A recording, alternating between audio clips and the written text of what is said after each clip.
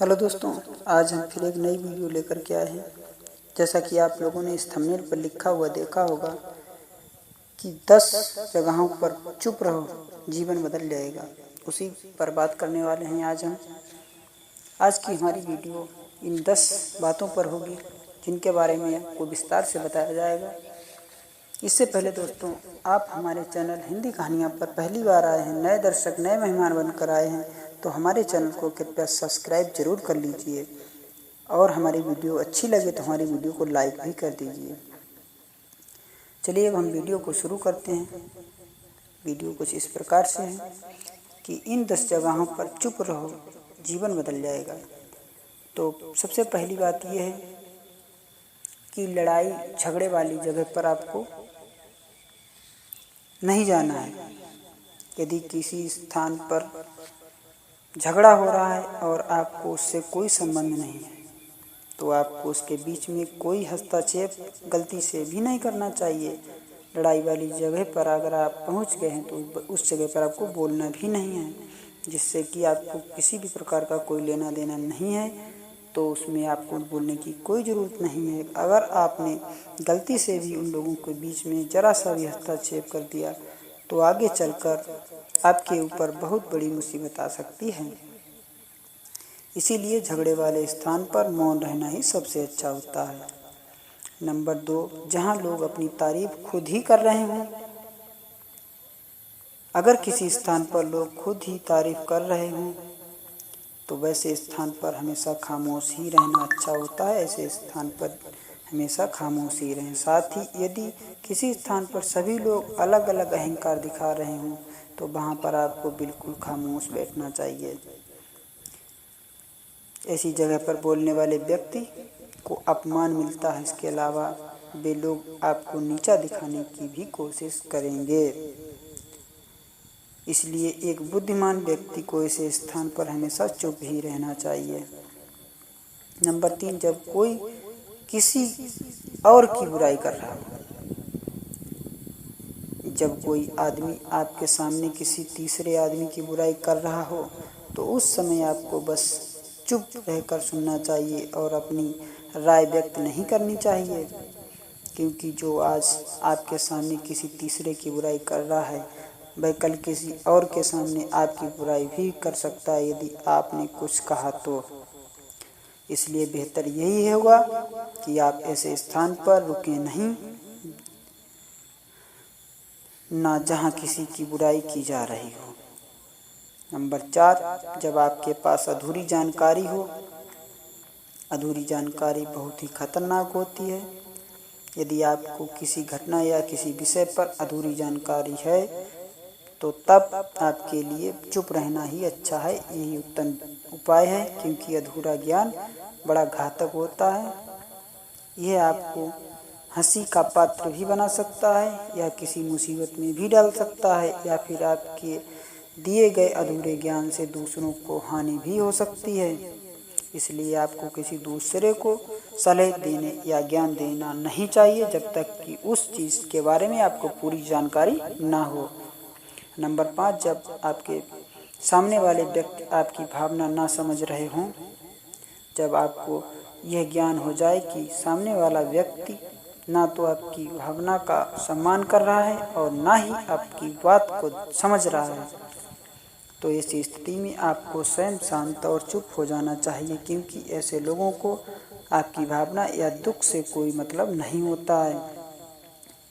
ऐसे लोगों को अपना राज बताकर आपको पछताना ही पड़ेगा। हिंदी में एक कहावत भी है, भैंस के आगे बीन नहीं बजाना चाहिए।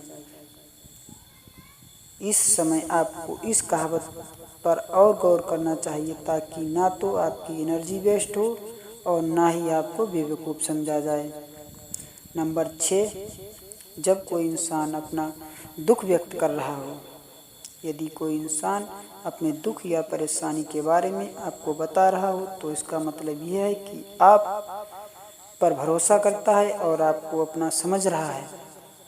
ऐसे में तुरंत ही उसे समाधान बताने की बजाय चुप रहकर उसकी दुख या समस्या को ध्यानपूर्वक अच्छे से सुनें। उसके बाद अगर आपको कभी अपनी ज़िंदगी में वैसी परिस्थिति का सम्मान या सामना किया हो और आपको ये पता हो कि ऐसी परिस्थिति में क्या करना चाहिए, तभी जाकर के ही उसको उसके बारे या उसके परेशानी के अनुसार समाधान दे सकते हैं। यदि आपको नहीं पता है कि उस समय क्या करना चाहिए, तब आपके लिए चुप रहना बेहतर होगा। ऐसा इसलिए क्योंकि आपको गलत सलाह देने से उसकी परेशानी और भी बढ़ सकती है। और सबसे ज़रूरी बात यह है कि आप उनके दुख या समस्या को गुप्त ही रखें और किसी तक ना पहुंचाएं, ना ही किसी को बताएं। नंबर 7, जब कोई व्यक्ति आप पर क्रोध हो या क्रोधित हो या आपसे झगड़ कर रहा हो, तब जब आपका कोई करीबी व्यक्ति आपसे झगड़ा कर रहा हो या किसी बात पर आपसे क्रोध हो रहा हो, तब आप उसके सामने आपका चुप रहना ही समझदारी भरा कदम होगा।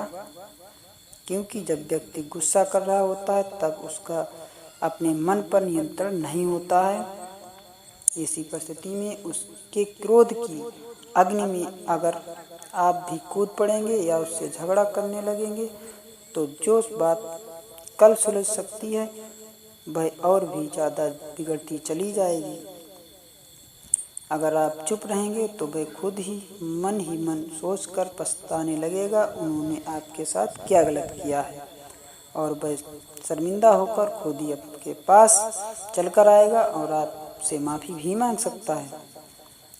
क्रोधी व्यक्ति के साथ बहस करना आग में घी डालने जैसा ही होता है। इससे उसके क्रोध की आग और भड़केगी और आपको ही उसका खामियाजा भुगतना पड़ सकता है। नंबर 8, जब किसी मुद्दे से आपका कोई संबंध ना हो, अगर आप किसी मुद्दे से कोई संबंध नहीं है तो वह आपका चुप ही रहना अच्छा होगा।